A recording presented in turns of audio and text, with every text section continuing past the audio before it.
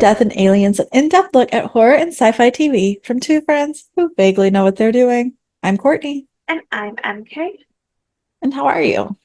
I'm good. I'm good. I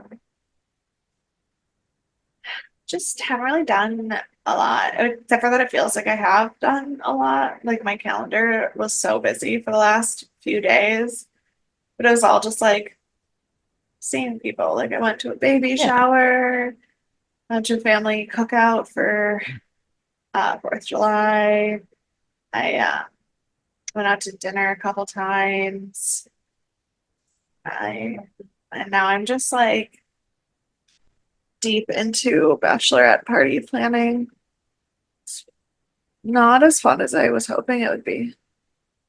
No, it's fun. We're gonna have a great time. You're gonna have a great time this weekend. We're gonna have a great time in a month and a Yes. half. I have to book my flight still. You should probably. Look, I Well, had to you have book, to book a lot of flights. I booked two of the four. Okay. So I'm making my way. Yeah. Two of the five.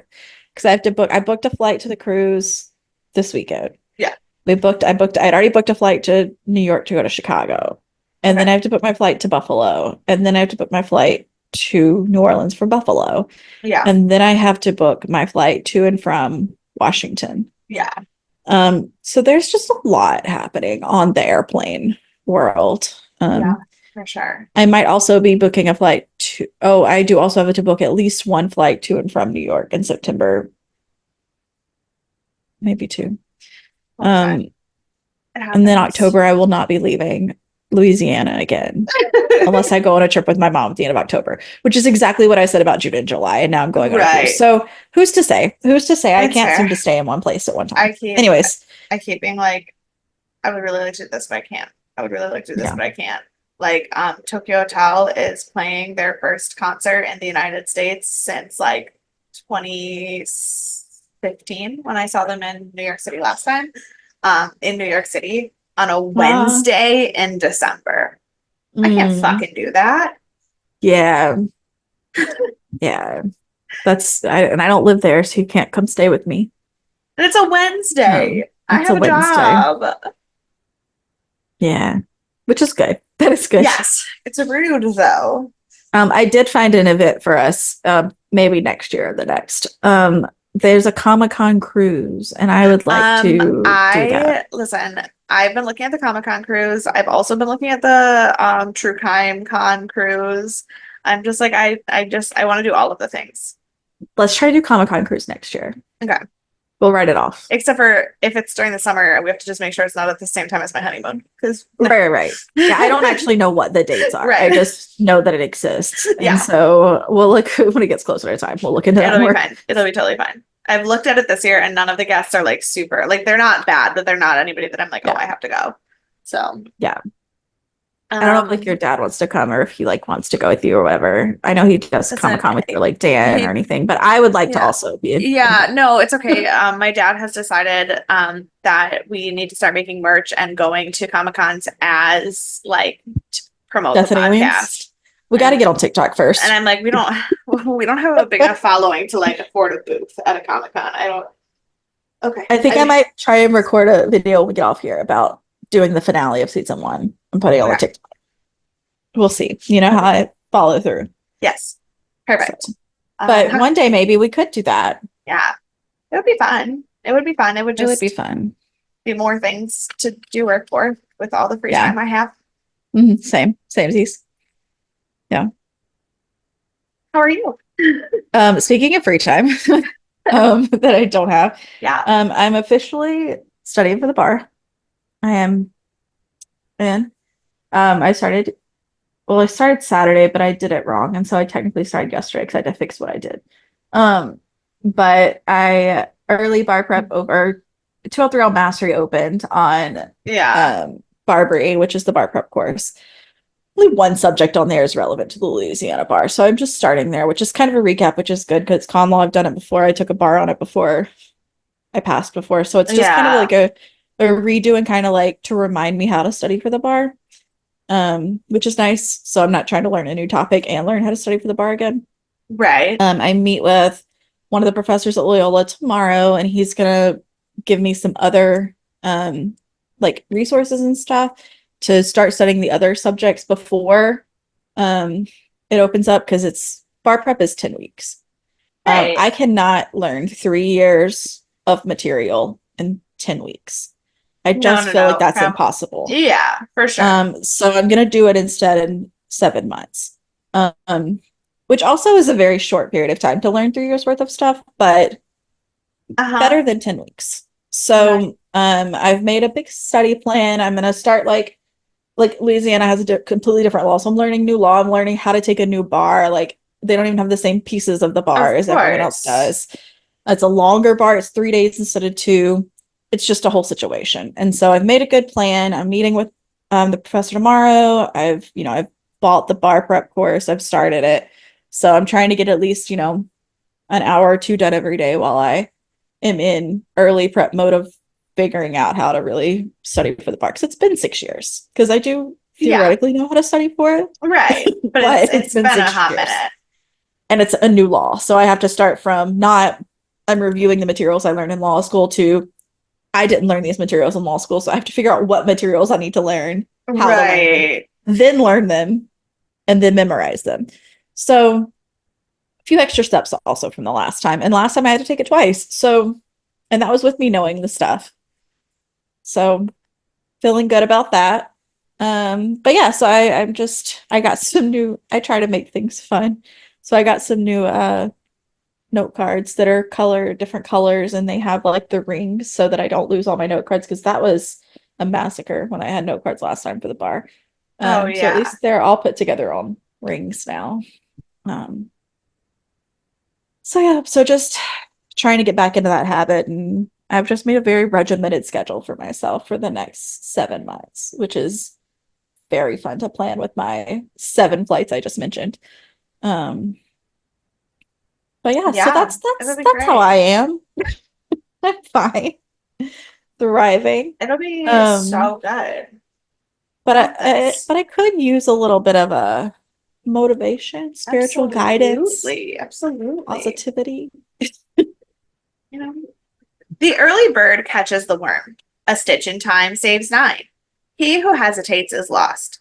We can't pretend we haven't been told. We've all heard the proverbs, heard the philosophers, heard our grandparents warning us about wasted time, heard the damn poets urging us to seize the day. Still, sometimes we have to see for ourselves. We have to make our own mistakes. We have to learn our own lessons. We have to sweep today's possibility under tomorrow's rug until we can't anymore. Until we finally understand for ourselves what Benjamin Franklin meant, that knowing is better than wondering, that waking is better than sleeping, and that even the biggest failure, even the worst, most intractable mistake, beats the hell out of never trying. That's true. It That is is what I true. needed to hear going Oh, into this bar yes. in a panic. Which also So, reminds me that I need to take my certification test this summer. oh, you gotta do that. Yeah, girl, get on Yeah, that. it's fine. Don't worry. It'll be Rachel fine. has to do her licensing exam too this year and has also been putting it off. So we're It'll be all in a great. good group together. It'll be It'll be a great. great August 20th. I can take it. I can take it next week if I really want to. But I don't Well, really you know need that a little I really haven't studied R&R, for it. Yeah. a little R&R and study prep. So maybe not Yeah. next week. Maybe not next. Um, but next week we'll be watching a movie instead because this week we are talking about the season wrap up of season 1 of our fave, Hannibal. And I have to say, I think this is one of my favorite shows we've done so far. Like, we've done a lot of good shows. I've liked them Yeah. all, but like, Yeah. I'm I I'm into it. I am into it. I really like it. I think it's really, really well done. I don't think I can call it my fave because I'm so grossed out by it most of the time that I'm watching Mm, it. It's sure. just like really, and it's not gory for the sake of being gory. It's just the content Yeah, makes it really bloody and I don't love it. that's totally fair. That's totally fair. There's so many different good elements to it. like the musical touches, the lighting touches, the Yeah. cinematography, like the visuals, the I like mean, plot, the characters. Like there's just so many different pieces that like from the other shows we've done, I can pick a couple. I mean, Bates Motel had a lot of the same stuff with the, yeah. similar elements, which again, based off of a classic horror film. So maybe, Yeah. Maybe that's the thing. I mean, yeah. listen, Brian Fuller is the most, I think, underappreciated like storyteller that we have Mhm. out there right now. I think he gets a lot of flack. I think he has had some flops. I think some of the things that he's had that other people might consider flops are things that were just ahead of their time or really quirky in a way that people weren't really mainstreamly prepared for. Yeah. But I think he might be one of my favorite creators. Yeah. Nothing that he's made have I like hated. Hmm. Uh, and that is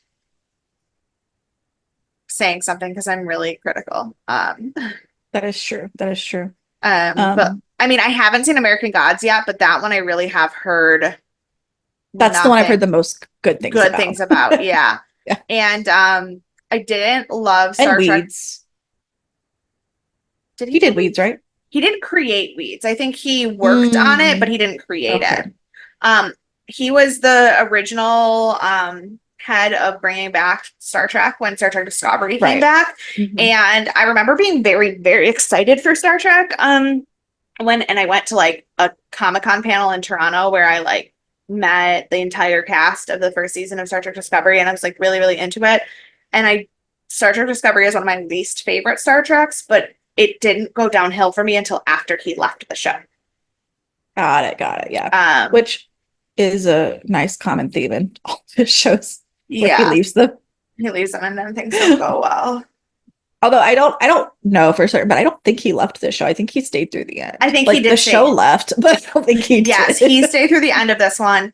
He stayed through the end of Pushing Daisies. But Pushing Daisies got canceled because people Right. suck. Um, I mean, same here. he stayed through the no, he didn't stay through the end of Dead Like Dead Me, like me. and it Hmm. got really weird toward the end. I don't think he Yeah, stayed through the end of. I think he was only in a season or two of Weeds too, though. I don't think he was in a ton of it. yeah. Um, Um, but yeah. I think he just has really big ideas and then doesn't like Mhm. when people tell him no, or that his ideas are not able to be done the way he wants them to. And so he just ups and walks away and throws a temper tantrum, which Yeah. kind of explains a lot. But it's Yeah, fine. it's fine. So if you had to pick one word to describe this season, what would you use?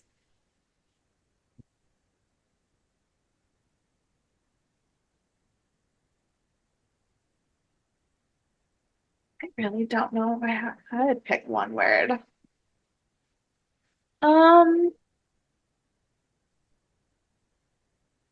it's hard to pick one word because I'm trying to like think about it and like I simultaneously feel that this show had really, really well done plot twists, and Mhm. yet it was also the most predictable thing I've ever seen. Right. It's very Because formulaic without, well, and it's because well like done right, formulaic, it's I well guess. done and the visuals were stunning and the way Mhm. they went about it was great, but like there was never really a time where I couldn't see where they were going to take things. Right. Right. Yeah.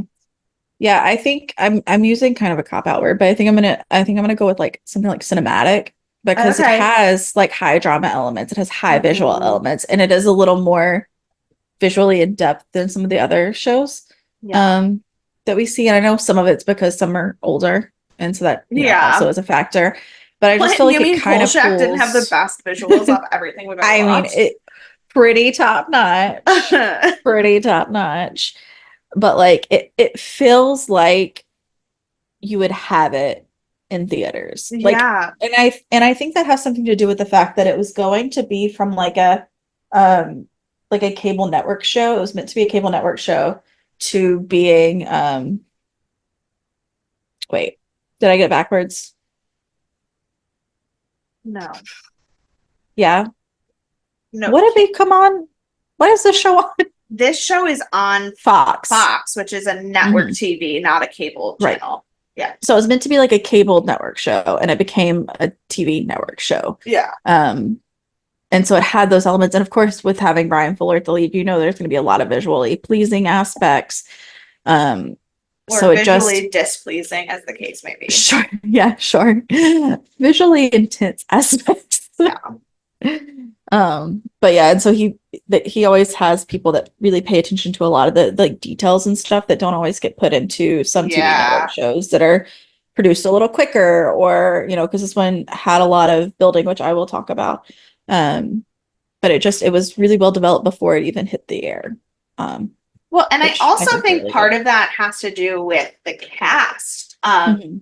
I mean, and I know we talked a little bit about it and about his career Mhm. trajectory, but Mads Mikkelsen is not um a minor player.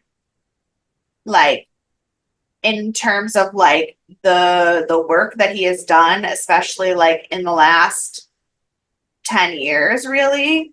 Um, and like even before Hannibal, it's not like he wasn't doing anything. Like he was in Casino Royale before Mhm. that, which is not a small thing It's either. not a small role, yeah. And like King Arthur was before that. So like it's not um so he's not a small actor by any means, and he has this presence. Like the things that he's done, his like in Doctor Strange and in the new Indiana Jones movie and in Mhm. the Fantastic Beasts movie and in The Hunt, he just has this presence about him that feels bigger than TV. Mhm. Yeah, And he carries himself in a way that like you feel like you're watching real cinema, right. not just like a movie, if that makes sense. Hmm. Yeah, Um, and yeah, that is that definitely adds to it. yeah. And I feel like, I mean, and a lot of the actors and actresses in this show do have like similar elements of that. Because I mean, you have Lawrence Fishburne. I mean, he is bigger than TV. Yeah, And so you have that. And like Hugh Dancy does feel like he fits in like a TV, like you expect him on a network TV. yeah, But at the same time, like his acting skills are still above and beyond that, you know? yeah. Like they all But and have it's also those it's kind of so funny because elements. like I talk about Hugh Dancy because like I tend to associate people really if the first thing I saw them in was something that I saw when I was a teenager, they will never outlive that thing because that's how Mhm. your brain works. And Hugh Yeah. Dancy was the prince in Ella Enchanted. And like we've talked about this before, but that's a very, very different role. Yeah, Spoiler for alert, sure. the prince in a fairy tale movie is not a like dissociative psychopath. Um which would be If you thought that he was. which would actually be Just, fascinating. I'd love to see that story. But it's the level with which he is acting and the people that he puts himself up against to still be more compelling. Because I do, as interesting as the Hannibal storyline is, I find Will to be a more compelling character than yeah. Hannibal. And to put yourself at odds with Lawrence Fishburne and Mads Mikkelsen and come out the more compelling of the three is Hmm. insane. Wild. Yeah. Yep. Which the character apparently was written that way as well. I have some more notes on that from Brian Fuller when we get to it. But first, let's do a little bit of a recap of the season and see kind of where we've been, where we're going, etc. And while we're doing this, as we know, each episode is titled based on French cuisine. So we're gonna build our last meal, as it were, based on while we talk through the episodes. Yeah. Um, and I will also give you a reminder of what meals that Hannibal had in the episodes as well. So we start at the beginning with the whole Gary Jacob Hobbs Abigail episode, it is called Aperitif. So that really sets the stage for our season, and it truly does. It's you don't always get a pilot Yeah. that is so well connected and woven through the show because a Yeah. lot of times pilots are shot ages before the actual show because they don't, that's their pitch to get the program, especially for like network TV and stuff, which I Yes. think is what kind of sets it aside from cable TV too, because, a lot of times they'll just sign on for a season, whereas a lot of times it's a pitch. So it was really nice to see kind of how well woven it is. And so the aperitif is kind of like your little like wet your whistle bite. And so for the season one dishes, he had a little protein scramble to start the day of eggs and sausage. What would be your little aperitif? So interestingly, an aperitif, which it just means like to open, it's like the beginning Mm-hmm. thing. In French cocktail, an aperitif is not food. Yeah, Sorry, French cuisine, an aperitif is not food. It's the cocktail that you have that you start with, pre-dinner. right? And I think my favorite aperitif cocktail is probably an Aperol Spritz. Mm-hmm. Very classic when everyone Yeah. likes. No, Um, a Negroni is probably like the more the one with bougie the one, but nose, like yeah. I'm not a big fan of a Negroni. See, I don't like a Negroni. I don't really love an Aperol Spritz, but I will say I had an Aperol Spritz that was not Aperol, but it was grapefruit. Ooh, Because I don't really that's like Campari. I don't like an orange liqueur yeah. usually. I Um, I do, but I do love a grapefruit. I love it, and it was basically a grapefruit spritz. I Yeah. guess it was Yeah. like it had a little bit of an orange something in there too to keep it light. So that's probably the one I would go with. Ooh, I like It was that. from a place that I don't think is open anymore in Oh, Brooklyn hate that I that. really liked. I know there's something I was just Googling aperitifs. There's something called bourbon and blood. Oh, it's when they put tarragon in a Manhattan. I don't want that. I don't want that Um, either. that sounds awful. But yeah, so No, that's our first episode. most aperitifs have bitters in them, which I don't Yeah, love. And I get that I it's don't supposed to either. be to like, For the digestive system, not to, necessarily for the flavor. yeah, I'm like, ugh. No, but yeah, probably a spritz is nice, I think that's light. a nice start. Yeah. Yeah. Um, so then we go to our second episode, and it's amuse bouche, and this is the one where we have the guy is burying his victims alive, growing the Oh, the mushrooms, and mushroom. it has the same name as the guy who studied the mushrooms and stuff. Yes, yes, Um, yes. so we had all of that going on, and it was very fascinating. Doesn't really tie back to anything else. Not a huge like episode overall for us. I think this is where we meet Freddie though, so that's kind of just our Yes, introduction episode to Freddie is Freddie the big Lounds. thing about this episode. And so also what Cannibal serves this episode is loin served with a Cumberland sauce of red fruits, which That is probably feels pretty kind of, light, pretty yeah, I open. mean, I feel like that kind of feels heavy for It an amuse is, bouche, but yeah, because for like my take on an amuse bouche, I would probably want like a little bit of like a pate or something, something see, light but like with flavors. Like I like a mushroom pate. Would be I nice. hate pates. I Mm-hmm. am really picky with like some things, but like an amuse bouche is like your little bite-sized Yeah. appetizer things. And Mm-hmm. so like while it is not the classiest one in the world, um, I am gonna go for a bacon wrapped scallop. Oh, I do love a bacon wrap A bacon scallop. wrapped scallop is the perfect bite-sized food. Mm-hmm. It is soft, it is light. You can eat 47 of them before you feel like you're full, but you can Right. also eat like two or three knowing that you have a good meal coming up. It'll go really nicely after that the citrus of the Aperol. Like I'm gonna go with a That is nice a good bacon wrapped follow-up. scallop. Yes, I I'm like also it. making That a is list of this definitely and writing them down so that we can share them with you in case I perfect. forget everything that I I decided. was gonna say that and then forgot. So I'm glad that you also thought about it to not forget. Um, so our third episode is Potage.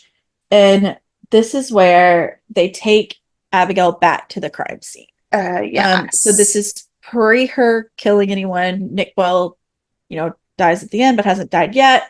They're learning about things. They're recreating the scene, which we talk about as kind of the first notion we get that Abigail has any idea of what's happened because she tells Hannibal, like, you be the man on the phone. And that's our first indication, even though it's not like very overt, which is nice because like Yeah. you kind of question, does she know anything? But at this point, you still completely trust her and you're like, she truly doesn't know anything. So it's too hard to completely buy into yet. Um, and so potage is going to be like a soup base, something that's like a little bit heartier, but not like heavy. Um, Yeah. It's interesting because like it's usually like a creamier soup rather than like an mhm, onion soup or something like right. that. So I think that I would probably go for um I don't know exactly how I would want to flavor it because there's so many ways that you Mhm. could go to, but I would want to go with just like a potato soup. Yeah. Like a nice creamy potato soup. But like I'm trying to decide like do I want to go like real like a baked potato soup feels too much, like where you have Yeah, it's a all the little heavy, but you toppings could and do like stuff a in it. potato and leek soup. You could do like So it's potato a and little bit lake. lighter. Yeah. Um, or like a creamed potato, like a garlic cream potato soup or something, Yeah. something with a spice instead of a substance. Correct. Yes. So Um, like not like a baked potato soup where you've got like all the no, cheese and bacon and mixed into it, right. but also not like a stew, like a chunky potato, like a Hmm. thin, creamy, like potato. Yeah. Yeah. So I potato think and I'd leek is go, probably, it's a good one, yeah. yeah. This is not a popular opinion, but it's a soup I really like that's just comforting. Okay. But it's still light. I think I might like go with like a split pea soup. You Um, know, you know, Dan loves a split pea soup. He I love a loves split pea soup. peas. Yeah. You can make it creamier or less creamy depending on how you feel. Yeah. I think it pairs nicely with a mushroom pate, like the base, it's still that vegetable-y base going. Yeah. So it doesn't, I found a recipe for a roasted garlic potato and leek soup, and I think that's where I'm that's the going. one. That's the one Yeah. you should do, yeah. But yeah, so I think I'd go with a split pea soup because it's also very neutral. It's not gonna affect your And you flavors too much going split forward. pea soup is really interesting because it's one of the soups that you can serve hot or cold depending on the Right. course, like depending on how your Depending on the meal is course, depending going. on the weather, depending And on the like event, like you had a pate as your mhm, free, so you haven't had any hot food yet. So like right. you could stick with a If you're not cold ready, soup. Yeah. right. Hmm. Nice. Nice. So then we go to episode 4, and we're going to do this in the order of recording, not of release, because God knows it's a mess. Um, so episode 4 is Oof, which Oof. is, as we know, egg. And Yeah. this is also the episode that Molly Shannon was in, where Yeah. she was the mom of the kids that she had Hmm. stolen and then had them kill all of their families. And as a reminder, it was the one that was released. It was meant to be released 4 months after Sandy Hook, and so they put it off. Yes. And then NBC ended up releasing it later. I'm not sure that they were meant to, but they did. So here we are. We have it. Hmm. And so in this episode, Hannibal didn't make anything in potage, but in this episode, he made a boudin noir, which was an Alibab's gastronomie pratique. It looks like just a little sandwich. I don't really remember what this is, but it looks like a little sandwich on a biscuit with maybe like a side of egg. Okay. Um, for an egg dish, I'm not a huge fan of eggs. Mm. It's not my go-to. But I don't mind a quiche. I've had too much of them, Yeah. but I don't mind them in general. And so it might even be nice to keep flowing with like a mushroom Swiss quiche or something. So you Okay. I still like have a that. lot of the same flavors but then we're getting into a little bit heavier with the cheese and the egg. Um, but I mean, Swiss is still or mozzarella, either white cheese is still a bit lighter. Yeah. So, just have like a little bite of quiche to start your meal. So I think I'm going to go in a weird direction here because Okay. I love eggs. I could have eggs in every dish, but like you got to have something that if you're looking at an egg specific dish, and if I'm Mhm. trying to look at like a cohesive meal here, Mhm. with separate courses, I think that I'm going to go in kind of the direction of like a cleanser rather than like a new course. Okay. And I'm going to go with just a deviled egg. I thought about a deviled egg because it's very nice. It's very light. It's still People love a deviled it's egg. light. You can flavor it in a lot of different Hmm. ways. Because I just had that roasted garlic soup, it's still creamy, but it's Hmm. cold. And so it'll like balance the soup. And depending on what I decide for the fifth course, the flavor of the egg could be either really sharp or really light to Right. balance. Because bacon wrapped scallops and roasted potato soup, neither of those are heavy flavors yet. Yeah. They're great texturally, they're nice flavors, but none of them are like overwhelming flavors. Yeah. So I could do like But you have your salt, you have your garlic, you have your like yeah. So like seasonings the going egg could be just like a plain deviled egg. You could do something with like a with the heavy paprika on amount of top. paprika. Hmm. You could do something like really interesting. Like I've seen some recipes for like a buffalo chicken deviled egg Hmm. mix. I've seen things where you could do kind of like a coronation chicken, like a curry Oh yeah, chicken yeah, deviled egg mix. So it is versatile while still being like just a light yep, in between. yep. I like that. I like that. I thought about deviled egg because it is very light and pairs well with pretty much anything. Yeah. Um, so our next episode is Cookie, which is the episode where we have the flayed backs of the naked couple, Oh, the angel. And right. That so one was this awesome. is another one that doesn't have a lot of moving forward. These last three don't have a lot of storyline movement. We don't Right. have, well, the Abigail one does, but like oof, whole different storyline. Cookie, whole different storyline. We get a little more Freddie Lounds here, but not much else of anything that's really keeping the story together. Um, Cookie is, I don't know what Cookie stands for. Cookie means scallops. It means what? Scallop. So we should have a scallop dish. But a cookie dish Mhm. in a course is actually just anything that's served in a scallop shell. So it could be scallops Okay. themselves, or it could be like an oyster. It could be like a clam. It's something that's served on the scallop shell. Yeah. So I don't know. There's so many. The cookie Saint Jacques is like the most normal one, and it's like the one that's kind of like a crab cake, but on a scallop Yeah. shell. Um, and that might be good. I've seen like a cheesy Saint Jacques, which is like with scallops and mushrooms mixed Yeah. into it. I kind of like that vibe. I fucked up by already giving myself scallops on my menu, but also like no, because scallops are the best Those food are in the world. delicious. Yeah. Um, so I don't know. I don't know. I think I'd probably just do a seared scallop. Just a Okay. traditional seared scallop, nothing crazy.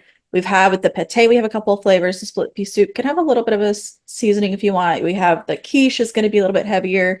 So just seared scallop kind of get us back to a average dish. Yeah. Um, And I think and I am gonna go with like the cookie Saint Jacques, but I think I'll do like mhm, the mushroom gratin one, so it's still yeah, not super heavy. that's a good one. Hannibal made foie gras au touchant with a late harvest of Vidal sauce with dried and fresh figs. So his was also a little fruity and light. A nice little fig sauce. Might be nice to have a scallop, little fig sauce, little seared scallop with a fig sauce. Ooh, That might okay. be good. It might be good in that scene. I love, not a huge fan of figs, but I love a fig sauce and stuff because it just pairs well with so many different spices that it's really Yeah. nice. See, And I so just then we can't eat get, it. oh, that's true. You can't have it. There's very few fig sauces. You have to really strain the Mhm. figs to make it a sauce that I can eat, and then you lose Right. a lot of the flavor. So then we get to entree, which is the where we meet Dr. Gideon. Mm. Um, which we have a few more episodes left, so maybe a little faster on our answers. Oh, Um, and we've gotten to entree. So we have the nurse who he kills, and where we start to see his mind unraveling and like what parts does he know, which we've talked about kind of in the most recent episodes. mhm. What things does he know? How does he compare to Will? How does he compare to Hannibal? He brings a nice balanced character to see like this is the end result. Where are these two characters going? Um, which is nice. But he's not Yeah, he's not quite to Hannibal's level, but yeah. he's not quite as far away as Will either. So I thought that was nice. So what would you want for like an entree in something like So this? I'm looking at my menu, and I've got I kind of am really into like I'm not really into like heavy into the, like the meat world or Mhm. anything. And I'm thinking I might stick with that. And I might have my entree be like a uh, a honey glazed salmon. Mhm. Stay in the fish world, but it's a little bit heavier. It's a little bit more flavor Yeah. than what I've got so far. I So think I was that's also thinking salmon. perfect. I think I would go a little bit of I know you said honey glaze, but maybe a different sweet direction, like with Mm. like a mango salsa. So we're coming off Oh, of our fig sauce and do like a yeah. mango salmon. So it's still pretty light. But it's, kind of flows with my fruit forward that I've Yeah, yeah, now built you into do for have my a very salmon. fruit forward. I have Mhm. definitely have a very like honor the seafood Yeah. level. Yeah. So then we get into I've closed one thing. We get into sorbet, which is they find the man in the hotel room bathtub with his kidney removed. Oh, yes.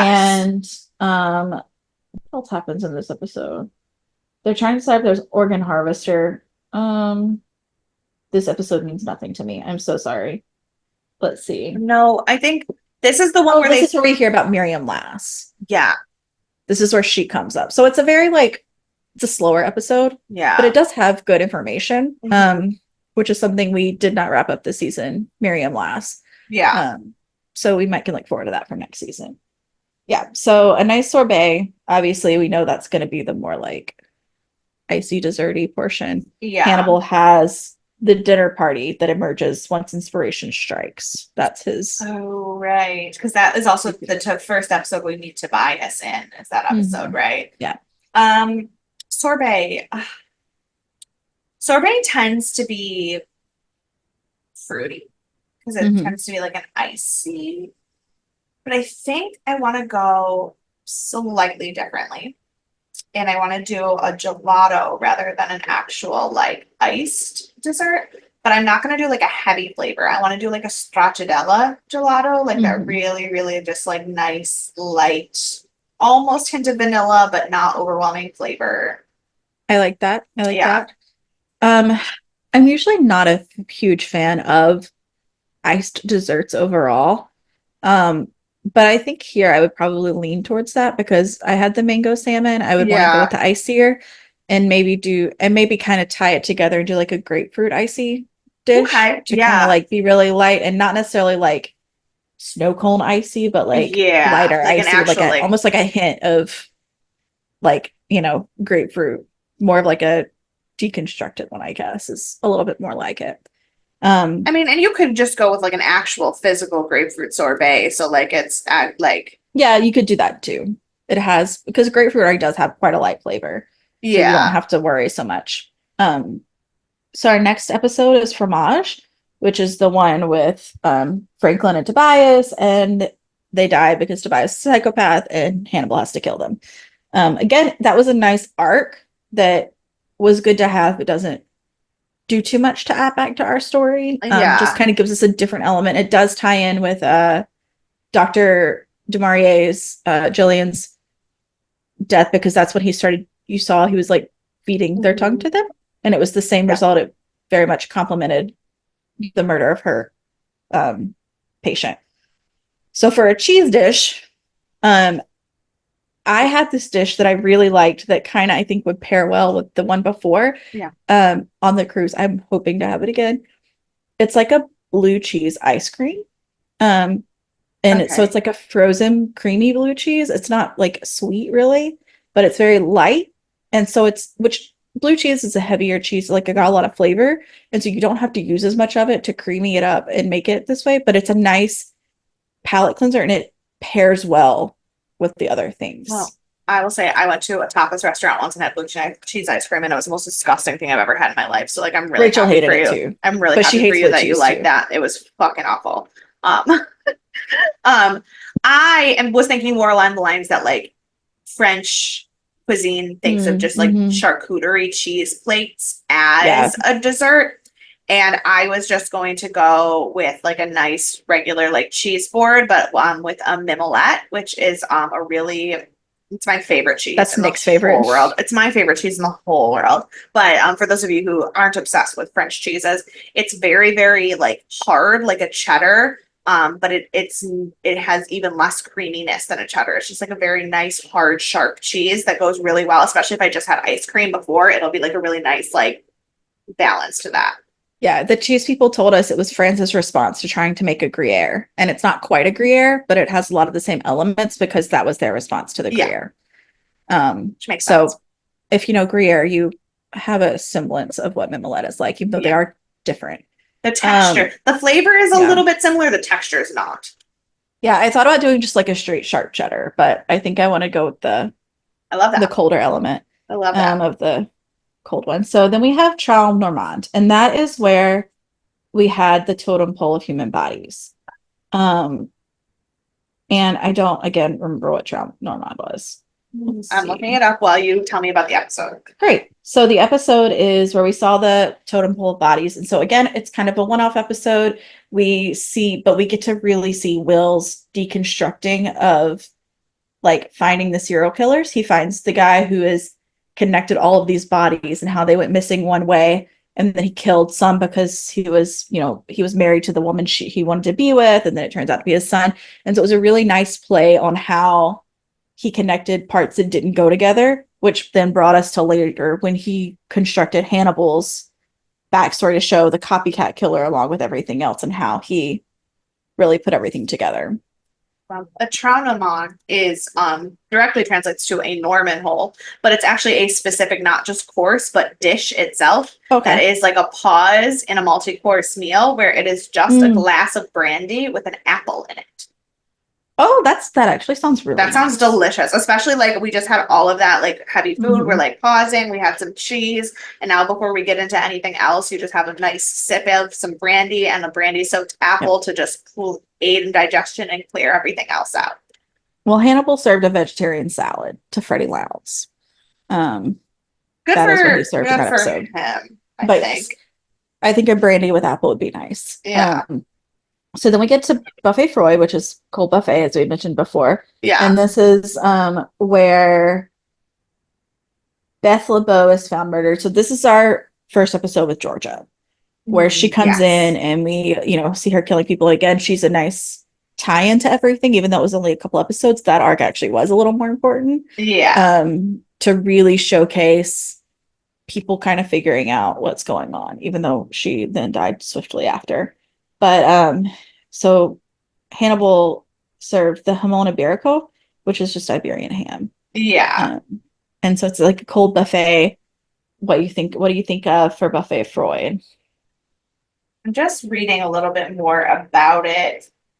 Oh, because this is once again often where you get deviled eggs or cheese platters or things like that. Which I've already done all of that. Yeah. So I think I will probably do a shrimp cocktail. Oh, that's really nice, especially after the brandy. I really like that. And it sticks with I haven't had any meat that's not seafood yet. And it's really hard to fake seafood as a cannibal because it has a very distinct look. So I'm like making sure that Hannibal's not killing me. Yeah. I might stick with my mushroom theme and do a stuffed mushroom. Okay, I like that. But maybe a less heavy one. So maybe not so cheesy and bacony, but just a little like lighter. I don't know what you can put like a crab mix in there. Oh, you could do like a crab mix, or you could do like a greens mix where it's like a vegetarian stuffed mushroom where it's got like just like some greens or some balsamic. Oh, that would be really nice. Yeah, because balsamic pairs so well with fig and all of this stuff. So maybe like a nice little balsamic one.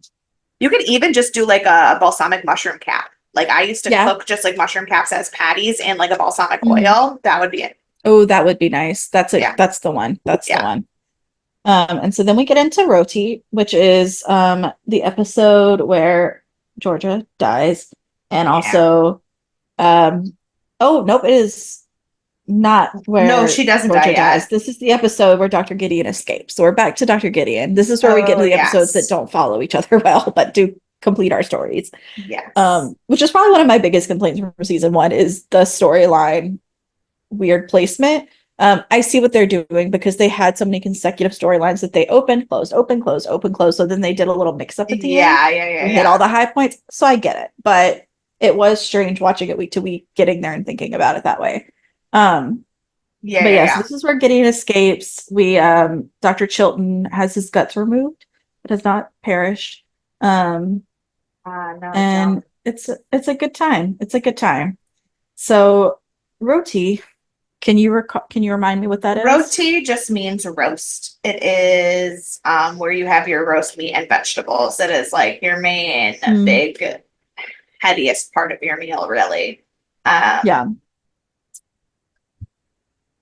I might would just do a roast veggie dish, like put it over some rice maybe. Um, Ooh. Oh, like a just like make a it like like a a like a ratatouille, like a real nice, like just or I not was thinking even like a that. risotto. I was thinking like a Okay. risotto base of rice with like some veggies, like some carrots, maybe some peas. Um, you could put in a mushroom, you could put in a chicken. Kind of depends on the flavor you like. Yeah, I I might would just do it as a a veggie one though. Risotto. I'm like now I'm just like because I have this whole continuity of my fish Hmm. dishes. I'm like trying to figure out what is a good way to do like a nice you could do I could do just like a classic whole fish roast, but you Hmm. know, some people are really grossed out by that. Um, but I mean I like it. I love a nice uh Yeah. roast fish. But there's also you could do like like a stuffed trout breast. Oh yeah, that would be nice. That would be Yeah. nice. And that would I could use some of that like potato and garlic and mushroom flavors that have Mm, been elsewhere in my dish and do yeah. like yeah. So I think I might do a stuffed trout. That's a good one. That's a good call. That's a good Yeah. call. Um, Hannibal does a South Indian curry. He does kadal. So now we are on our penultimate episode where it is called Releves, and it is where we see Georgia die. And Yes. um, Will takes Abigail to Minnesota. All hell is starting to break loose. It is such madness, and everyone is crazy. Um, so Releves is Releve, it means like to lift. Like it's a verb. to lift. Um, Oh, no, I remember this now. I need to remember exactly what it is, but I found something because it was like there's oh, multiples, which means something different. it's an oh, I found a Wikipedia article for the word. It's an obsolete form for a type of entree. That Hmm. is like the replacement dish were commonly called releves or in English removes. They were the last entree of the meal, last of the entrees consumed at the meal. They would be so it's like your small on So maybe if I have my like vegetarian risotto and then I have like some roasted carrots after, or like are you yeah. pulling apart from the meal to make it this last Yeah, it's portion like when kind they of? take, it's like it says in the late 18th century, the practice arose of removing the empty soup tureens and replacing them with entree de broche or other gross entrees. The replacement dishes were commonly called releve or in English, removes. They were the last of the entrees consumed at the meal, although they were brought to the table immediately after the pottages. So it's something that has been sitting out the whole time. You eat it last, but it comes out the whole time. So it can't be something that's super temperature sensitive. So it also could be the main meat course on the menu Right. or a dish that is well seasoned or spicy. And so if you're gonna do like a risotto, then you can have like a roast Mm. chicken after, Yeah. or maybe like a cut of steak or something would be a good. It's gonna be heavier, but it's like could Yeah. sit there. Trying to Mm. think. Seafood is tricky if you're doing a seafood For based leaving it thing out, yeah. because it's leaving it out. So maybe this is where I do my mushroom piece. Hmm. Because like I do have the mushroom gratin and the coco joy, or caution that. But if I do, and I don't know that balsamic would really go correct with this, With yours, yeah. but if I do like a but if I do like a roasted garlic mushroom cap and like a portobello mushroom where it's like a big Uh-huh. patty and then leave and that because that can sit and be temperature. It will be good whether it's room temperature or not. So Yeah, I could do my I like it. I could do my mushroom like a mushroom steak. Right. So, um, Hannibal made silky chicken in a broth, wolfberries, ginseng, ginger, red dates, and star anise. Oh, that's Basically, he made chicken right. He soup. made This is when Will was in the hospital. that black chicken soup Uh-huh. thing, which looked Um, disgusting. It it sounded did. delicious, but it looked Wait, disgusting. terrible, yeah. And last but not least, we have Severo, which is from last week. Um, Mhm. we have the finale, and so as you know, Will is being framed for all of the things that are happening, and he is being arrested, and no one really seems to understand what is going on. It stands for tasty or savory. Yeah, Um, which is an interesting way to end a meal. it is because usually you would have like a digestif or something, um, savory or salty flavor. So it could be like a tartiflette, a baked potato dish, um, fondue, molten cheese, fondue with breadcrumbs, raclette. Mm. Um, so that is a very hard one to figure out how to like end I, with. I think I know what I want to do because it's a Okay. dessert, but it's not really Hmm. a dessert because it's not sweet. And that Okay. would be a brie and apple tart. Okay. That sounds nice. Yeah. Yeah. You could do maybe like a if I'm gonna end like a almost like a potato pie. So almost Mm, like shepherd's pie, but not quite as heavy and in gut. yeah. That might be a nice dish to end because then it's kind of like at the end it has the salty flavors, but it's not Yeah. too crazy, but it also isn't gonna like sit on your palate weird after either. Yeah. And that's why I think I So maybe like like a the baked potato pie. yeah, I like the tart because it's light enough that it like ends the meal, but it's Hmm. not sweet. It like has the touch of like sugar from the apple, but it's really not sweet. It's a savory, salty dessert. Right. So now that we have given you our entire meal plan, Now and I how to really want to recap, fucking make this meal. I know I do too. I want to like go make stuff. I was gonna text Rachel and ask her if we could have dip dinner, which is a new thing we're trying to implement into our household. I have, This is gonna be my bachelorette party is you and I are gonna cook our Hannibal meals and just yes, feed what a people. time. Oh, that would be so amazing.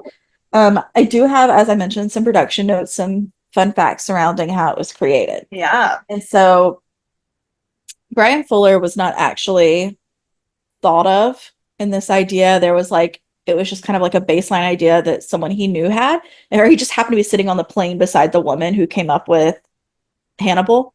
And she just started asking him like his thoughts on like, what do you think about this? Like, what do you think? And he went into such detail about how he felt about the relationship of Will Graham and Hannibal that she like hired him on to be the showrunner. That's And amazing. That is it's so amazing. crazy. Um, but yeah, so he got brought on because of being on a plane. Because And of so his he, psychotic feelings about Will Graham. yeah. And the thing is, like, none of the other, like, Will Graham is in Red Dragon, Yeah. but otherwise, he's not as in depth in any of the movies as he is in the books. And Yeah. they've been, like, so you see a lot more of him. And, like, Brian Fuller was so into that concept because there's like a sentence where he says, "You caught me essentially because you're crazy too." And he kind of ran with that line because Will is the one who catches him in Red Dragon. It's just part of the story. It's not really a huge spoiler. Yeah. You know, he gets caught. And so that's kind of what he ran with to create this story. And he was talking about Hannibal's not the most is not just the most intelligent, but he's also the most quick-witted man in the show. And so you have to have someone with that hyper intelligence level that can deconstruct everything. Right. Um, and so we had mentioned the graphic violence and like regarding that level of graphic violence specifically on a TV network show as well. Yeah. Um, So apparently they pushed their boundaries quite a bit just to see what they could get away with for the most part. Because I mean it's Hannibal, so there's gonna be a lot of graphic and gore, and NBC let them get away with a lot because of Yeah. the show that it is. And so specifically the scene with in Koki with the angels, that was kind of played around with before they did it. At first they were completely naked. And I mean they were naked too, but like you could apparently see their butt crack, and NBC had a real problem with that. I love that. I'm obsessed with it. No, we definitely are cool with you filleting people Right. and showing every inch of the inside of their back, but please no butt cracks. We can't. Well, they fixed it by adding more blood. And NBC was like, totes cool. Please proceed. That was so NBC's level of like, this is what we're gonna do. This is fine. Is so wild. There was, however, one scene that did not get included in the show. NBC completely shot it down. It was not allowed. Um, I'm so so curious based on all the bullshit I've well, watched. let me tell you. So according to Brian Fuller, it would have come in season 1, episode Roti, in which Graham is pursuing Dr. Gideon. The scene would have involved Freddie Oh, Lowndes you mean the being episode where they are hanging organs from a tree? yes, that was a compromise based on what they wanted. Because the plan was that Freddie Lowndes would be lured into a room where one of Gideon's victims was waiting, still alive, as per the scene. However, he would have a slit in his stomach, and when she flipped on the switch would have triggered a ceiling fan that would have revealed the fan was actually attached to the man's intestines through the cut in his stomach, and he would have been disemboweled. So, NBC did not allow that. So they don't have it quite as graphic as it could have been. I Um, I don't yeah, have words. it is so wild. What I tell you is so wild, like so insane. And I wonder, and we wonder why Brian Fuller didn't have people who wanted to work with him. Right, right. Um, so we also talked about the casting. Mads Mikkelsen or Hugh Dancy was cast first, and Hugh and Mads had worked on another show together and become such great friends that he actually recommended him, which is how he got brought on. Neither of them initially wanted to do the show, but were both talked into it. But he did recommend. So, and then Mads Mikkelsen was when he was announced to play Hannibal Lecter, he thought that Anthony Hopkins' portrayal was as close as you can come to the devil, which is true. Yeah. And so he accepted the role, and he had said that Hamlet has been played so many times to perfection, but that shouldn't stop anyone else from doing something else with Hamlet, which is his like Anthony Hopkins and has actually done so much with Hannibal. I've heard that quote before. Yeah. And I feel like that's pretty common in like Shakespearean. Yeah, no, but stuff. it's like Mads Mikkelsen talking about that in particular, about like the fact that like just because we've done something a million times doesn't mean it can't be done differently or better. And like I remember that interview actually. Yeah, and I did not, but also he had asked Hopkins about it. He was like, "What do you like? What advice do you give me?" And he said, "Play him as totally sane. Play him as ordinary. Don't try to be evil." Yeah. Like no, because that's the whole true. thing. That's the whole because like we talked about it last week's episode. Anybody who answers any questions smoothly, I don't trust them. Right. The creepiest thing about Hannibal is that there's nothing creepy about him. The creepiest thing about Hannibal Lecter compared to other serial killers or other psychopaths that we see on TV is that you don't want to hate him. He's so normal. Yeah. Don't. Yeah. I mean, look at how long of this season it took me before I admitted that Hannibal was a bad person. You wouldn't even admit that he was the one killing people and eating them and feeding them to others. Yeah, it took a while. It wasn't until I watched him murder Miriam that I was like, okay, maybe he did actually kill someone. Like, yeah. Right. Yeah. So he has done a really good job at it. Yeah. And we will talk about his comparison to Anthony Hopkins once we watch like those movies. So this is a thing I'm very glad didn't happen. So the scene with Abigail's ear, it was actually supposed to be Beverly that was killed. Absolutely not. I know. But obviously they chose not to do that, and it became Abigail who died instead. Which makes more sense for the story anyway. Abigail being the one who died and it having be what breaks both Will and Hannibal makes perfect sense. Killing Beverly would have done absolutely nothing except for piss me off. Yeah. The series was originally supposed to be based around Clarice, because after Silence of the Lambs, it had such a like huge thing between Clarice and Hannibal's relationship. But with obviously Brian Fuller's take, they were like, oh, that does sound super interesting. Why don't we just do Yeah. your way instead? No, And eventually they did come with Clarice, but I they were guess, in talks with MGM, which is who owns Clarice. yeah, I was gonna say, well, Clarice got made Hmm. after, but also Right. did I guess my question would be, did Clarice as a character ever actually play a role in the Hannibal TV show? I don't think so. I And don't have is anything that it says that because it's probably definitively. too early in Hannibal's life for Clarice to be a part of it, right? Oh, it is too early for Clarice, but also it's owned by a different. She's owned by a different studio, so she's owned by MGM. The rest of Hannibal is not, The and character, oh, because the character mhm, was for the Silence of the because it Lambs. sounds lambs, yeah. Got And it. so, they were initially in talks with them, but then they decided to go this route instead. Got it. Before, and Got then it. of Got it. course now Clarice is happening. But Is it still yeah, happening? I don't know. I I said know that it, like I knew. yeah, I was like, I know it started in 2021, but I have a feeling it didn't last that long. I don't know if it's been officially canceled. It Oh looks like yeah, it no, probably it only has. lasted one season. It was not, Yeah, it did not do well. it did not do well. But this, yeah, so we will probably check into it later. So this was originally planned to be a 7 season show. When Brian Fuller developed this show, it was meant to be 7 seasons. Okay. Obviously, we did not get there. No. But We ended at 3. that would make sense that there's still more story that could be told, because when I tell you that at least 15 times in the last year, Max Mikkelsen has said, "Don't worry, it might still come back" in an interview. Yeah, I'm like, what so are we many, fucking talking right. about? So many people keep talking about it. Like it Li- is It's like constant every time communication. Max Mikkelsen appears anywhere, he's like, "Don't worry, Hannibal's not We might dead." do Hannibal. Yeah, right. Oh, Yeah. okay, cool. So we'll see.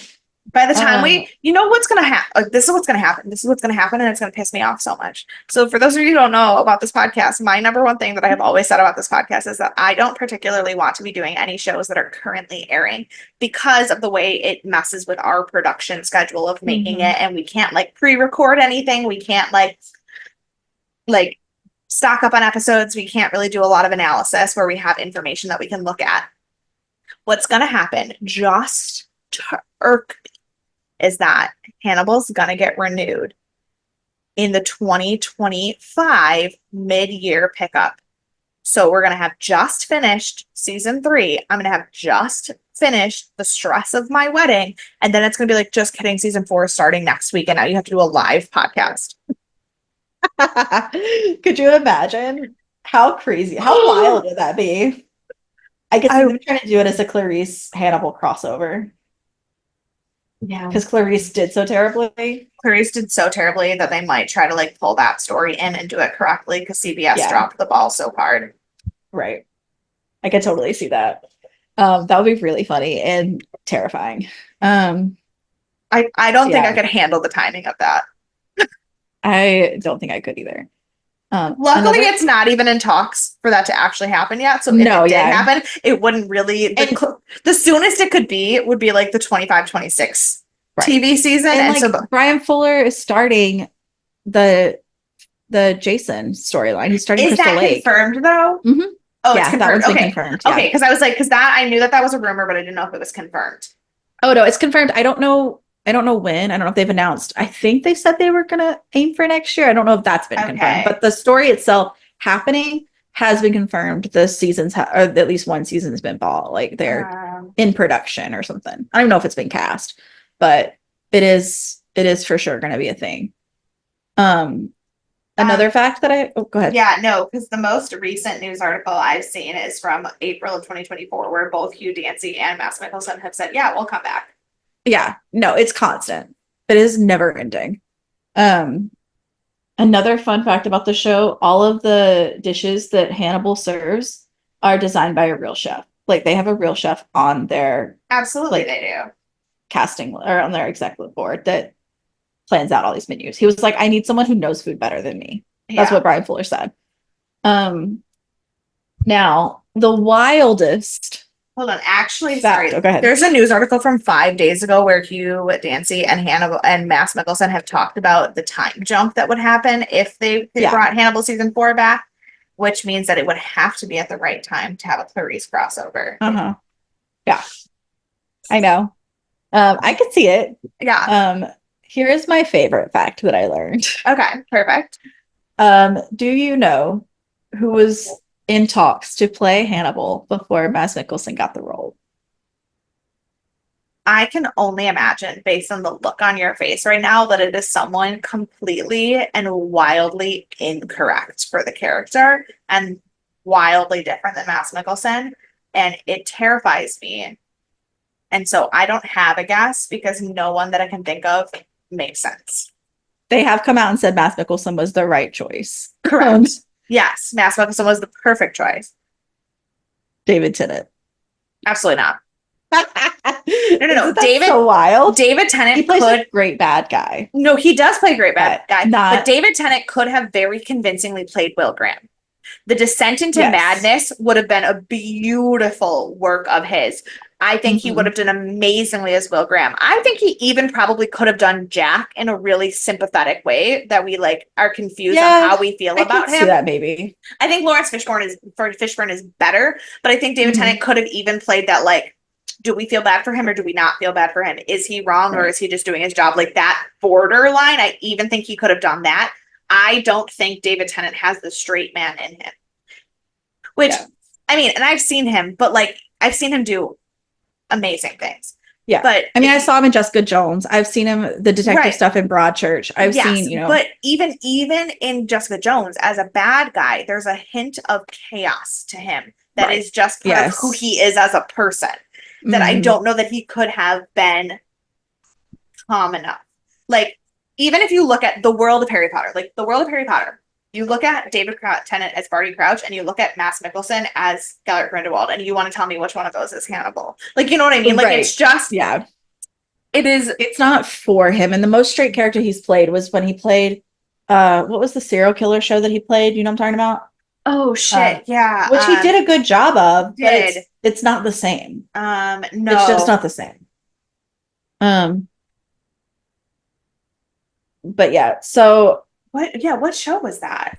Oh, when he played Dennis Nilsson. It's called Des or DES, Des maybe. Is that the one? That's the one I'm talking about. Oh, because that's a Scottish serial killer that he played.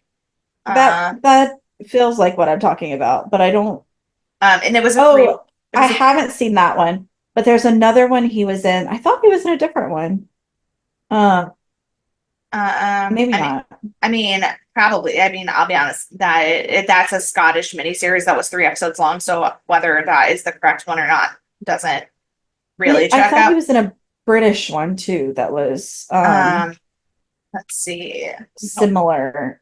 Maybe it was Inside Man. I haven't watched that one yet, though. I must not have watched whatever I'm thinking of, so it might be Des. I have no idea. Criminal United from the UK. Did you ever watch that? No, I did not. You should watch him in that. It's really good. But again, it's not quite the right.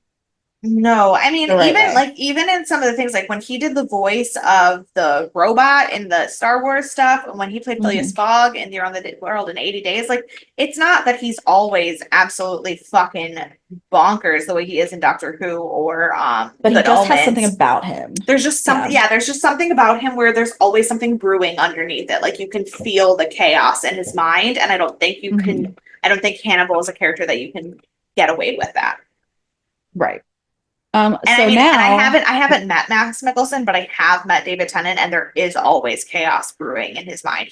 He in person, he's still not calm. Yeah. So now we're gonna figure out who your Hannibal kin is. Who are you most like? Right. Are you ready? I'm so ready. Okay, it's gonna be like rapid fire, so we can get through the quiz. Yeah. Your hobby: more friend family time. No hobbies because you have too much work. No hobbies because you don't have mental energy. Work is your passion, creating art or quiet solo activities. I guess it's hard because my passion is watching TV. So I guess quiet solo activities. Like when I actually need to decompress, I don't want to do it with other people. What is your love language? You know the love languages. Yeah, I know the love languages. My love language is definitely words of affirmation. Okay. Describe yourself in one word: zealous, dissociated, attentive, single-minded, opinionated, discreet, or careful. I would say opinionated of those words. What trait do you most look for in others? Someone who keeps you guessing, someone who challenges you, someone who's independent, someone to have a family with, someone who supports you, agrees with you, or you're not looking for a partner. Um, I guess that's hard. This is the hardest one. I think somebody I have a family with is part of it, but also somebody who I think my answer has to be somebody who challenges me. Because if Mhm. they're not, if I can't have a conversation where we can banter, it's not Right. worth it. What are your job goals? You want to be in a field where you can help people, where you have power over people, where you can appropriately use your talents, or a field that supports you. Can I have all of those? No, help people. No. You cannot have all of those. Unfortunately, in real life, I can't Okay. have all of them either. This is 15 seconds. Introvert or extrovert? Introvert. These are rapid fire for sure. Aesthetic, practicality. Wait, what was the first word? Aesthetic. Aesthetic. Aesthetic or practicality? Oh, the aesthetic, 100%. Yeah. First thought, last thought. Last thought. Lover, fighter. Lover. Avoid conflict. Avoid. In my Jesus head. or Judas? Jesus. Okay. What would you do if you wanted or needed something from someone? You would convince them why they need to do it, make a deal with them, ask them for help, or force their hand, or just do it on your own. Just do it on my own. What are you proudest of? Your career, your art, your relationships, or your self-growth? My self-growth. What are your qualifiers for putting your trust in others? They must completely devote themselves to you, vice versa. You trust them till you can't, or you don't trust others. Just until I can. Do you align yourself with the beliefs, morals of your culture around you? Yes, they're fair beliefs, or yes, for the most part, there is right or wrong. Yes, while people may not always follow ideals, they can agree that there are morals for a reason. You probably have yes. The rest of them are no answers with long things. That last one, yes. Well, people don't always follow it, but they can agree that there's a reason for it. Yeah. How much do you value the opinions of others? Highly, moderately, barely, or none? Barely. I want to say I don't at all, but that's not true. Do you think there are people who are inherently better than others? Yes. Of course. Well, the answers are, of course, some people are better than others because I am one of them. Inherently better, maybe not, but more people, but more valuable people. Sure, I provide more value than others. I'm better than people who intentionally do wrong. It's inherent only if their behavior is 100% nature. And then we get to the probablys and no's. I'm gonna go with that first one, yes, because I am better than everyone. How do you deal with your traumas? You've suffered but moved past it. Not very well. They motivate me. They still deeply affect me. Bury them and keep moving. Use them to my advantage or work towards getting back at those who hurt me. I'm sorry, can you read the first two? I've suffered but moved past it and functioning well. Not very well. They motivate me, fuel my anger and desire for retribution. That first one. I've suffered, but I moved past it. There's only like 3 left. Okay. How would you react in the face of death? Beg for a second chance. Resign yourself to inevitability. Fight like hell to survive. Let fate play out. Attack before it has a chance to attack. There's too much shock to react or meet it head on. Probably fight like hell to survive. Okay. What do you fear most about yourself? Losing control, pushing people too far, not doing enough, getting caught up in someone else, becoming my parents, not reaching my potential, or achieving nothing. That is so deep and existential. And I'd say losing myself to someone else. How much are you willing to put on the line for what you deserve? For what you desire? Everything, only as much as necessary. Desire is not the most important thing, or I don't really desire anything. Probably desire is not the most important thing. Okay, last question. Oh, this is just how do you know the quiz? I'm putting that it was recommended from us. Oh, okay. Perfect. So maybe people will follow us. So you are Will Graham. Yeah. You are generally unstable and naturally wish to not be seen as such. You are antisocial, often alone, but not lonely. You seek connection with people who may not actually be healthy for you because only other broken people can understand your anguish. You want stability, have dreamed of it for years, but deep down you think you and stability are fundamentally incompatible. Because of this, once you find someone, you cling to them and will compromise yourself for the relationship. You probably have complicated feelings about your family and religion. You're smarter than people give you credit for, and count down the days until you retire alone for the betterment of everyone.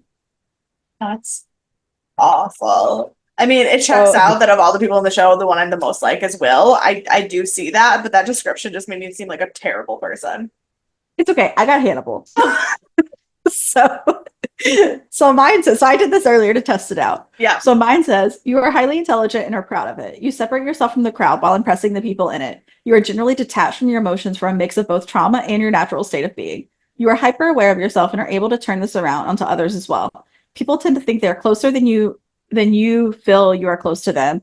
Maybe you don't eat people, but you're also far more comfortable with it and other taboo subjects than your peers. One thing you want to admit, though, is despite the distance you keep from others, you desperately crave genuine connection. You might even be a hopeless romantic, and the lengths you are willing to go to get what you want might be seen as extreme. That's unfortunately accurate. That is unfortunately accurate. I mean, know. mine is too. It just hurt my feelings. Right. No, I had the same thing. I was like, oh no, this is too accurate. So I thought we would test both of us. Yeah, no, that's painful. I couldn't get like Beverly. I know. That's what I was hoping for was like Beverly or something more. Even Alana. together. I would even take Alana at this point. Yeah, I got Alana on one of the ones in BuzzFeed, but it kind of sucked. So yeah. I didn't do it. So this show overall had surprisingly high reviews. It had an 80% approval rating on Rotten Tomatoes. The site's critical consensus reads Hannibal caters to an intellectual audience that prefers plenty of gore in its psychological thrillers with a polished presentation of madness. On the Metacritic score, the first season scored 70 out of 100 based on 32 reviews, which constitutes generally favorable reviews. So it did very well in the general overview. I did look up to see, because we had talked a lot about the season, how music video directors came on in cinematography and photography and stuff. So I looked to see kind of who else had done that. So some of the ones that are famous that you might have heard of, Emma, the new Emma that just came out in 2020, was directed by Autumn DeWile, who had worked on a lot of different. They had worked with a lot of different artists, including Beck, Florence and the Machine, Jenny Lewis, and Death Cab for Cutie. I mean, you can definitely see those influences, specifically Florence and the Machine influences on Emma. Antoine Fuqua, who had did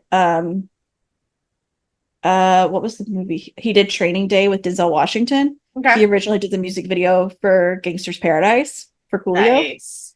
And so you can see a lot of that crossover. Francis Lawrence, who worked with Akon, Jay-Z, Third Eye Blind, Justin Timberlake, literally Beyonce, everyone. Yeah. He did I Am Legend. And The Hunger Games. So like Checks you out. see a lot of influence there, which I thought was really fun. And then last but not least, Gondry directed Eternal Sunshine of the Spotless Mind, which I thought had a lot of the same influences that we had in our show. He worked with Bjork, Rolling Stones, Foo Fighters, Daft Punk. And so you see a lot of those elements. Yeah. And so it's really, it's something I had never thought about before in film and TV. But because while it makes sense, it isn't something I've noticed. But yeah, so that is kind of what I have for you. Do you have any final thoughts from this season? Big predictions for next season? My problem is I really don't. I knew exactly where the show was going up until this point. Like I was, like I said at the beginning of this episode, everything that happened, I saw it coming. Like I knew that this season one was going to go with, we were going to slowly find more and more out about what Hannibal was really doing, and Will was going to get caught for it. And part of that is this, I said a long time ago that I wasn't going to tell you till the wrap up about the thing that got spoiled for me.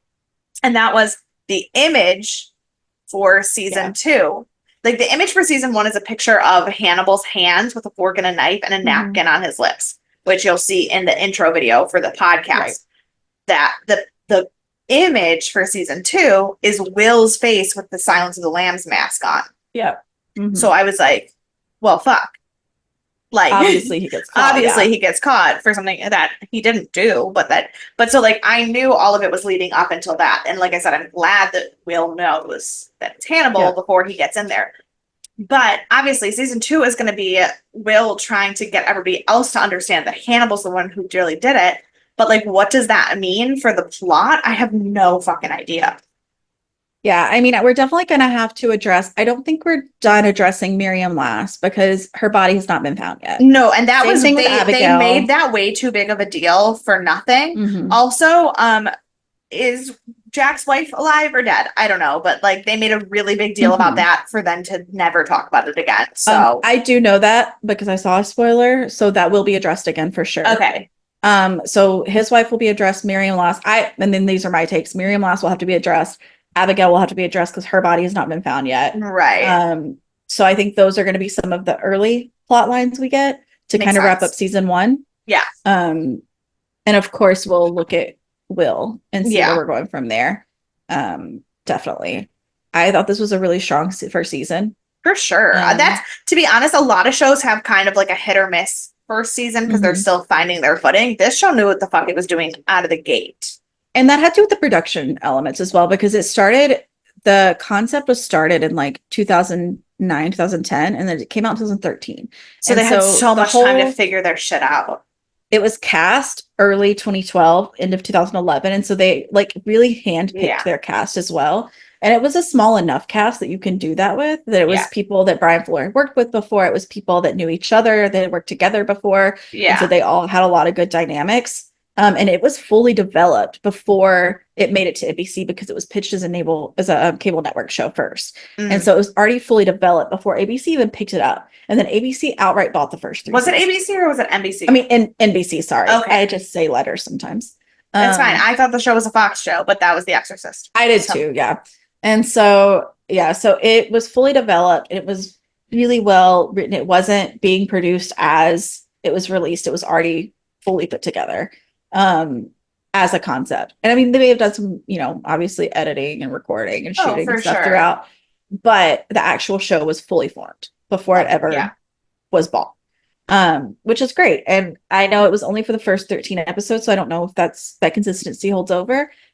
My guess is that it does because people are really pissed off that it got canceled. Right. And so I'm under in it like more so, and I have seen more talk about this coming back than most other shows. Mm-hmm. So I feel like it did hold really well. It just didn't have a lot of viewership. I think it was underrated. I think people didn't really know much about it, is what happened, or know that was happening maybe when it was happening. Yeah. But it has a good following still, even if Yeah. it just didn't have that same thing. And maybe because NBC has such a like focus on their sitcom shows, because you look at The Office, you look at like they Yeah. then went on to do Superstore, like their big push. I mean SNL. I mean their big push is all of these comedic shows that are really sitcom based or Which SNL based. I will say that has gotten better in recent years because of the Hmm. Chicago trilogy Yeah. of shows. Hmm. But yeah, I mean, and obviously NBC has Law and Order, which is Right. its own thing. But other So than why are we going to watch this high drama when Fox is known for high dramas, or CBS is known for their high dramas? Like yeah, NBC has other things happening. right. And so I'm wondering if that's what happened, is they were overlooked because of that. Yeah. Um, but yeah, so that is kind of our wrap up. And so now I want to tell you about the order of what we're going to do and kind of why and how it falls in. So as I mentioned, we did a call out on Instagram to see kind of what you wanted chronological release order, because it's all chaotic anyways. And chronological is what we're doing. And so next week you can expect to watch Hannibal Rising. I have no idea where it's located. Oh yeah. So let's Let's do that, find because that I out. sure didn't look that up. All of the things I looked up wasn't that. Well, and Um, hopefully it oh, is it's on somewhere. Tubi. It's on Tubi and Pluto Oh, TV, okay. and it says Amazon Prime Video, so Plex, Freevee, all of the free sites you can find Hannibal Rising. Perfect. This is the one that came out last as a book and a movie, but is actually about Hannibal's early life and how he comes to America. So Wait, like where? Sorry. Oh, I see. I see. Tubi, Sorry. Pluto TV, Freebie, yeah, Yes. Oh, it's all the weird free things. all the weird But free things. got So it. you're good to go. Um, we have we're not getting into Anthony Hopkins yet. So we have a lot of, I mean, he's in there, but it's not him as the main character. Yeah.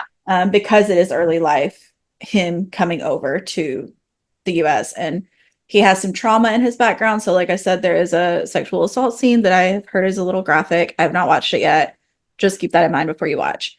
But it is Okay. technically the fourth movie and the fourth book, but it's the earliest chronologically. So we're gonna watch Hannibal Rising, and then Oh, we go into sorry. There's also some actors that I really like in this movie. mhm. If you are a Grey's Anatomy fan, Kevin McKidd, who plays Owen, is in Yeah, it.